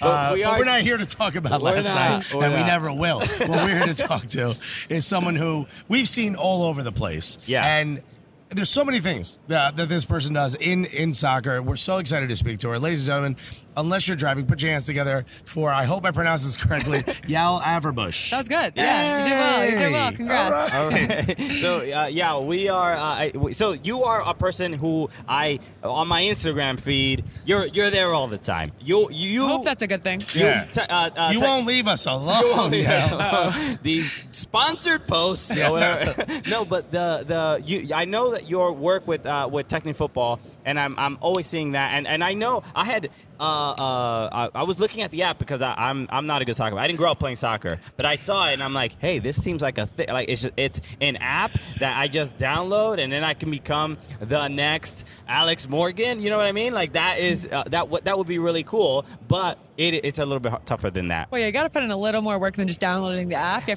have to do the training, but yeah, you have a chance. I'm a millennial. That's not what I want to hear. What do you want us to do here? Make it easy for us. But we are here at the United Soccer Coaches Convention, and you do have a booth for Techne Football, and you have been talking about the app itself, Ken. So please let us know a little bit about it. Yeah. So first of all, also excuse my voice. I don't have any good excuse. I've just been talking to too many people. Oh, sure. Yeah, we walked over to your booth, and it was just jammed with people. Yeah. The number of conversations, I hope I can even think right now to explain the app. But yeah, basically, like you said, the whole goal of the app is that players need a blueprint to know sometimes what they need to do on their own individually to get to that next level, whether it's you wanting to be Alex Morgan or every other million of players out there who want to be Alex Morgan. It takes a lot of work on your own. So you can download the Techne Football app, and we have a week free trial, no strings attached. Okay. I hate when they try to trick you into putting your credit card info. Yeah. We don't do any of that nonsense. Although, if you want, you can send your credit card information to the Cooligans. We'll help you plug that in. That would be very nice. But then, if you can subscribe as an individual after that to continue the training. We offer a weekly session that kind of takes you through a session as if I was there at the field with you as your individual coach. So we're really targeting individual players who want to get better, but then also the reason we're here at the convention is to talk to clubs and ODP organizations and overarching organizations to work with them to implement it as part of what they offer as a club to all their players. I see. Is it something that is... Will you be able to FaceTime or something? Or is there like set videos in there? So yeah, there are set videos. I've tried to make it as formulaic as possible. We do have a level up and level down component because obviously there are players of all different levels. So it's hard to cater the same session to a player. Right. We have some 6-year-olds somewhere using it, a 6-year-old in Hawaii, and then we have pro players using it in their off season in Germany and France. And so really it's cool because we have everybody doing that same weekly session. So if you do get training with it, you're doing the same session that pro players are doing, that young kids are doing.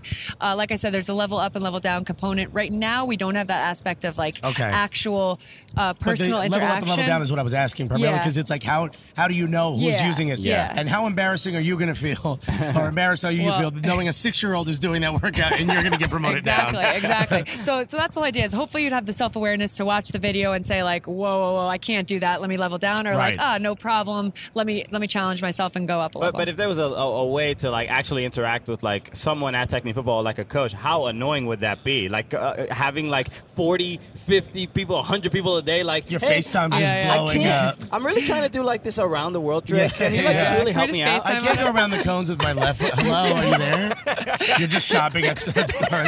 You're at Whole Foods. Like, I mean, I don't know. Okay? Yeah. If I ever offer that, that will have to be an expensive add-on service. Exactly. It's very expensive. If I pick up, it's $100. Yeah. Just if I pick up. So yeah, you were so you are still playing in the NWSL, or you are done with playing in the NWSL? Yeah, so I'm still playing in the NWSL as of now. I'm signed with Seattle, so Correct, Seattle's my club. The Seattle Reign. Personally, I'm trying to figure out kind of what I'm able to do this upcoming season. Last season, unfortunately, I was only able to play one game, and it was actually a game our team lost. So I was like, thanks, guys. That was my contribution for the season. You're welcome, team. Yeah. I was like, that's all I could do. Sorry.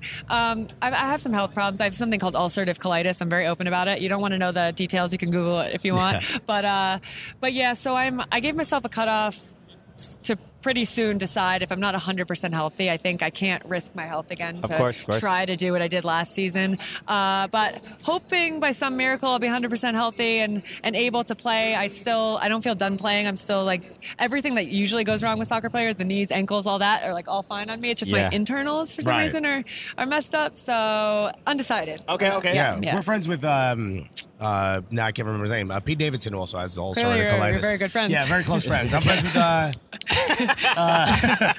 his name, that guy. Yeah. But no, I mean I have friends that have had IBS and ulcerative colitis. A lot of people have it, and just no one talks about it because it's embarrassing. So but But unfortunately, not on this show. No, we share all the details. We talk about I'm happy to share every every detail. What That's happened actually in the why we bathroom. brought you on. So I'm happy to share if you want. So I'm curious about your time so far in the NWSL, and I know there's in general a lot of issues like I don't want to be do the broad strokes are like. The facilities are a problem, but you're in general. All those strides have been made, of course, right? And certain clubs have better situations than others. Yeah. But in general, with the Seattle Reign and just your experience in NWSL, how can you speak about it so far? Yeah, I think it's really interesting because I've unfortunately and fortunately, played for a bunch of different clubs. I started out with the Washington Spirit, then I played for FC Kansas City, which unfortunately no longer exists. Yeah. And then I was at Seattle last season, and I'm very in touch with a lot of players around the league because at this point it's like one big family. Like if you haven't played with someone in the league who's been there for a few years, like something's weird. So there's just so much movement around the league. So really the way I see it is that there's a broad span of like what's going on from club to club. Right. You have some clubs who are affiliated with MLS clubs or just who have areas where it's easier to get big nice facilities. Yeah. Yeah. And then you have some clubs who are in like dense metropolitan areas where there's not the access to like a 10-field grass training facility. It's just hard to do. Right. So I think across the board, it's always a mixed experience. And I kind of joke with the players is like, as a player, you kind of have to pick 2 or 3 of 5 things that matter to you. Do you really care what city you live in? Like, do you want to live in Orlando and live the life and be out on the lake? Or are you okay? Like, everyone makes fun of New Jersey. I'm from New Jersey, but like, are you okay being in New Jersey? Like, some people hate on New Jersey all the The time. answer is no. Excuse me. I'm okay to be in New Jersey. But so, it's between... I'm from Newark. Nobody wants to go to Newark. Don't do a Newark I know. FC. Well, we can talk all about right? New Jersey because we're from there, but no one else thinks. Yeah, no, they don't. If you don't know what a Taylor ham is, then you don't say can't anything. talk to us But about it. so like between living in like your optimal city, I thought when the league launched, I was like, I will never play for Kansas City. That's the one place I don't want to play. Ended up loving it. Like, I wish I could have finished my career there. Okay. So for me Well, you personally, could have a few years ago, right? When they exactly. I could have just decided to finish my career there. I'm going out with the team, folks. Bye, guys. But yeah, it's between that. It's between like how much do you care about the coach and your relationship with the coach, or the players on your team, or how much is your salary important to you? There's not much room to negotiate, Right. but there's all these factors, and really, no one has all of the factors. No one's living in their ideal city, playing in it for a team. Well, I'm going to say no one. That might not be true. I hope some of the players have all of these, and they're like making a good salary, playing for the coach they want to play for, on a team they really enjoy that fits their style of play in the best city with a great living situation. It's not that. It's not always happening, yeah. Exactly. So you got to pick what's most important to you. Personally, I don't care where the heck I live. I want to have a good soccer experience. Yeah. So that's my number one. So I always tell players, like, figure out what your priorities are. And then you can have a great experience in the league. But right now, because it's so new, it's hard to have every club offer everything perfectly. Right. But they're making strides to get to that point. Absolutely. That's the goal. We're And all it working seems like on the it league is together. growing, and we're very excited about it. It's nice to see. And you are currently the president of the NWSL Players Union. Yeah. So this is fascinating. I've not spoken to a president of a players union, and I know this position in itself, and I've paid attention a lot to it in other sports. And there is it's clearly a position of, I don't want to say necessarily power, but influence, right? Yeah. I hope so. Okay. Yeah. Also responsibility. Wow, huge responsibility. It's not just power. You're not just wielding a big stick. Yeah. You're like, now I everybody wish. goes to Do what Orlando. I say. Do what I say. So now you're in a place where you have been playing. You know what is missing. You know what things that should be changed, but and not just solely for yourself. So what are the first few things that you think? Okay. These are real changes I think I can make in the next year or 2 years.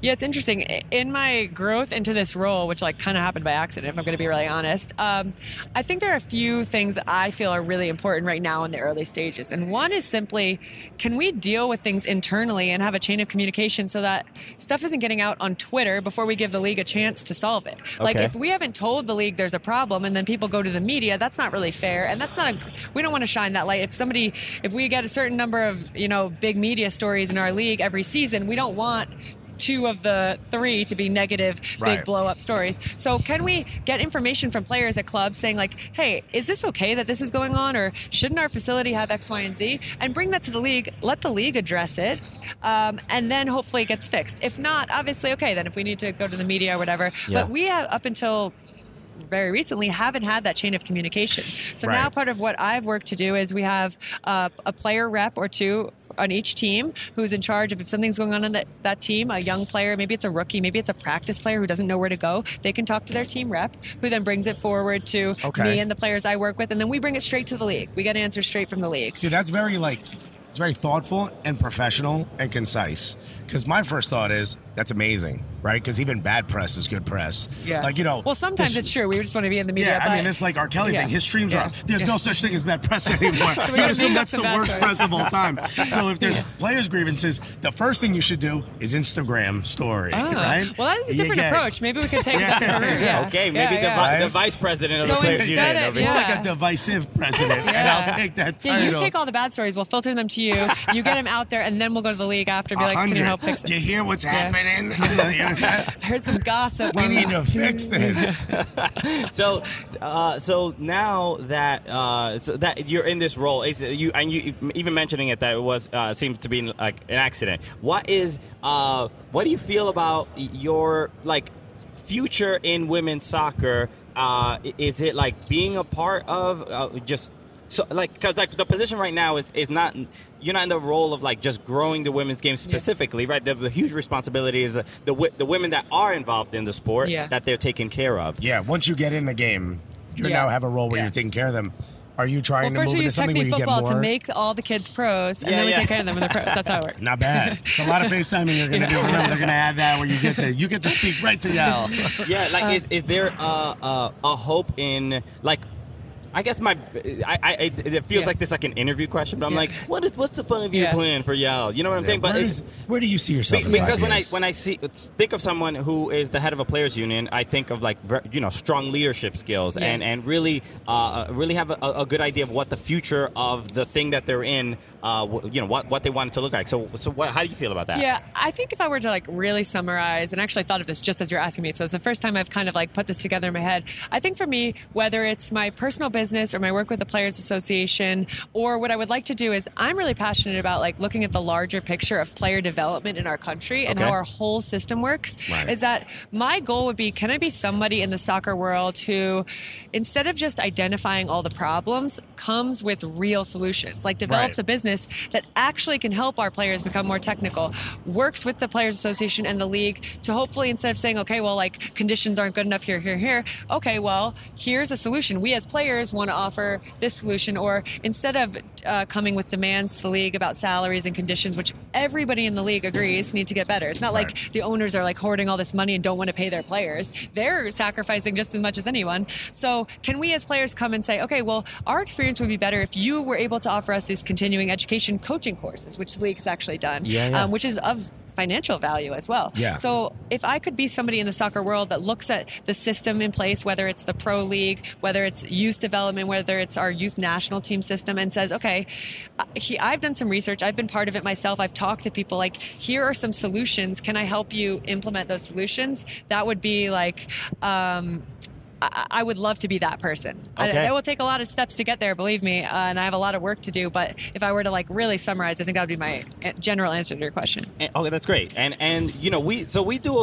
we're comedians. We do a comedy show, and a lot of times our listeners they enjoy the fact that we can make jokes and have fun with things that are going on in American soccer. You have to be able to. Exactly right. But a lot of times we don't know specifically what's going on within NWSL or with women's soccer because it's not as easily covered. It's hard to find humorous stories. So this is almost I'm asking for advice to some degree as comedians and you know clearly much more about the humorous culture within women's soccer. What should we be looking for to have more fun with it? And this is also for the fans who want to engage in a not so just formal process. Just to say, we have a lot of listeners fathers with young daughters that are hey, can you talk about women's soccer? Yeah, they want to hear you about it more. You know what's interesting is I think that there's kind of a stigma attached in the women's game. It's a stigma associated with joking about things because it comes off like we're complaining, but the reality is our lives are hilarious. We are as a whole, as a player group, probably top 1% in our field in the world, and some of the ways that we're living and the sacrifices we're making and the jobs people do in the off season, like, are comical. We have people like walking dogs, cleaning houses, doing things that, like, we don't want to advertise really because it looks like we're saying, like, oh, we don't make enough money, poor us. But it's not like that at all. Like, we'll have some text exchange or like group text messages in the off season, be like, what are people doing? And like one person I know literally was like cleaning some old lady's house and sending us pictures of the crap she was finding in there. And like, this is literally what people are doing to be able to play in the league. But this is also something that I think it's, as comedians, when you're starting out, it's embarrassing to not be the full-time pro, you know? Yeah. And you never want to talk about, you never want to go up on stage and go, at my job. You can't, because then the audience is like, oh, that guy's not a pro. That woman's not a pro. And that's how we feel sometimes. Yeah, it's like, you don't want to. It looks unprofessional that you're spending any time not totally focused on your career and training. But like the reality is, most of us in the league, to be able to play and have longevity in our career, have to do some crazy stuff from time to time to make it work. Like, I'm 32, I'm like living at home with my parents. Like, they're crazy. So like, just There's some a of the stuff female that goes comic on. we know who played in Mexico professionally, and I was like, "What was that like? Why'd you quit?" I'm like, "You were pro, and now you want to be a comic." And she was like, "I was getting paid $50 a week and living with someone with some family I didn't know, and I don't speak Spanish." And I was like, "Oh boy, are you okay?" But that's the reality of like chasing the dream. And people. That's part of the story. Yeah, exactly. And young players will come to me, or like players just leaving college, and they say, I'm not like a top-ranked college player, but I want to play pro. And I said, listen, I know people have gone to play in the women's league in Kazakhstan. I can only imagine what that's like. Like, in my mind, I think of Borat. Like, I mean, unfortunately for the country of Kazakhstan, I feel like that's how it's been branded. But like, Coach Borat would be a rough time. Exactly. You score. That's nice. They're really leaning into this Borat thing. I actually think I'd really enjoy that. But there are people really doing some interesting things to keep the dream alive. And I think, like I said, we're like sometimes reluctant to talk about it because it seems like, oh, we're complaining. But it's not like that at all. It actually says a lot for the game of women's soccer that people will do things and really go out of their way to continue to play. So I mean, there's some good stuff if you ask around. Yeah, it's very similar to comedy. I mean, I have to do freelance IT work. He has to tell people about pizza. Yeah, I talk about pizza. I'm a pizza expert. He's a pizza expert. I might ask you for some suggestions because we need to do like a one night out to dinner here to get some good deep dish. So if you have there's no such thing. He doesn't like deep dish. What are we talking about? I'm telling you, like I'm a New York pizza. I'm a New York, New Jersey pizza person. I like a diner and like a good normal size of pizza. But my little staff here wants to try the deep dish, so I need like some. Pequod's. Pequod's is great. When it's the closest you're going to get to good. When in Rome. It's at least motivating to, because like we spoke to Danny Colaprico when we were in Chicago last time, and she was on our show. Her and Rosie White, and they were hilarious, and they were at a comedy club, and they got to kind of show a different side of themselves that they probably don't normally get to do, because Colaprico we know is just double foot tackling people in the also midfield. From Jersey, the Jersey people are the best. She got attitude that way. It's great, in a really great way. She's like, "Oh, I'll take this girl out." We're like, "Yes."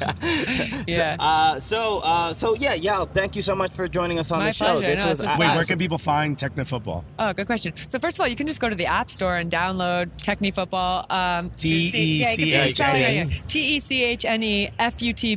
So we spell it the Spanish-speaking way. Or you can check out the website, technefootball.com. I think the best thing to do if you're interested to see what it is literally just go download it from the App Store and give it a try. Like I said, we have the 1 week free trial, like actually free trial. You don't just get charged mysteriously afterwards. So give it a try. If you're a coach and you want to get in touch, contact us through the website. I always say us, but the contact goes straight to me. That's how it is. All the work. With the startup business, I have some good help from my support team, but like as a startup person, I do just the support, the sales, the X, Y, and Z, ordering the gear, everything. So you can get in touch with me pretty easily. Wow. Yeah, you really are doing it all yourself. Not FaceTime, but like email. Get some staff. Email's where I go. Come on, you can't do this all on your own. I have a good staff, but there's too much to do for all of us. That's true. Well, thank you so much for taking the time. I was going to say, social hand, any Twitter, Instagram, all that stuff. Yeah. I'll spell my name for people so you can look it up in social because I know it's complicated. Yael. Last name is Averbuch. So my Twitter is Yael_Averbuch. Instagram is just Yael Averbuch altogether. Good luck trying to spell it. Hopefully you find me on there. Google will help. Yeah, Google can help you find it. Just put Yael in there and then everything else pops in. Yeah, sure. Hopefully there's like two other people named Yael who might come up, but you'll find me. Sure. Well, you know what you do? You flag them as inappropriate. They go away. Okay. Little comedy trick to see at the top. All right. Ladies and gentlemen, thank you so much. Thank you so much, Yael. That was an absolute pleasure. My pleasure. Cheers. Take you care. guys gave me a good laugh. Thank you. What a great interview! How great. Yael, thank you so much for joining us on the show. We had a great time over at the United Soccer Coaches Convention, and she's awesome. She is you for great. taking the time. She was super busy. She was at the Techne football booth, and they were. She was. We have been messaging with her and Aaron at first. Her fiance, Aaron West. Shouts to Aaron West, who's been on the show a couple of times. Most only person to ever sit in on the entire show. Okay. But one of the things that we were trying to get in contact with her, and she was so busy, and it was too difficult to sort of, pinpoint a time. And she took time out of her day where she could be doing something way more productive than hanging out with us and joking around. And what a great interview we got out of it. Yeah, thank you so much. So make sure, go to technefootball.com and you can use the app. And actually, I've been on this explorative soccer journey recently. Okay, you finding yourself? I'm finding myself. Getting your groove back in the soccer space. Okay. Who am I? Yeah, you're doing like the soccer shape in the sphere. Yeah, you played at the influencers game. Yeah, and I also did. Shout out to Frankie Freestyle at NYC Freestyle on Instagram. You did his class, right? I did his class. I did a soccer freestyle class, so I can be one of them thotties, freestyle thotties, right? Looking good. One of these Instagram nerds. Doing tricks, okay? Right? So did his class. Better than the ones Robert Kraft trying to get into. So he's teaching a class in Brooklyn at Upper 90, and it was one of the most. Look, I have a newfound respect for freestylers. It's intense. It is really hard. I left with my hamstrings in more pain. I didn't even run or anything. Yeah. But my hamstrings were killing me. Like I was trying to do a 4.40. You know how I feel when I'm trying to get to the front of that buffet line. You know what I mean? Okay. But so I'm gonna try Techne football. I'm gonna do this trial and see what because I haven't tried it yet. But I want to practice little skills and get better and get ready for that Cooligans FC season it's coming up at NYC Footy. So hopefully we take the trophy this year. And it's, by the way, Techne is Techne. Yeah. And football is like Latino, spell it Futbol. Yeah, and follow Yael on all social media at Yael Averbuch. Yeah, she's great. She's awesome. So thank you again for doing the show. Thank you for listening to this episode. Shout out to Orlando City for sending us all this dope. Honestly, we're honored. All jokes aside, this is an absolute honor. Thank you for sending us, and just sending us art along with it. I mean, this is just it's beautiful. It's beautiful. I really wish we would have gotten this a little earlier, just so we knew about the invite for the game. Yeah, we didn't know, but I mean, it is what it is. Yeah. Oh man. You know what? Maybe we'll give it away on social media. Maybe let's reach out to the dude. Yeah. And just confirm, because if we can give that away, we want to give that away. Yeah, that'd be awesome. So maybe there's some Orlando City fans listening. Oh, maybe Andrew flies out. Dude, I don't know. Manchester. Actually, I don't know who specifically sent it to us, like the person, because the person I was. Well, we'll reach out to the thing at the bottom. Thing, which is it's a woman. But I don't know. We don't want people figuring this out. They're gonna get like 1,000 messages or whatever. No, they're not gonna get any messages. But to whoever this is, if we were gonna get some royal treatment, like food and sweet and stuff, don't give it to them. Just give them tickets. Save that for us. But super cool, super creative, and just very flattered. Thank you so much, Orlando City.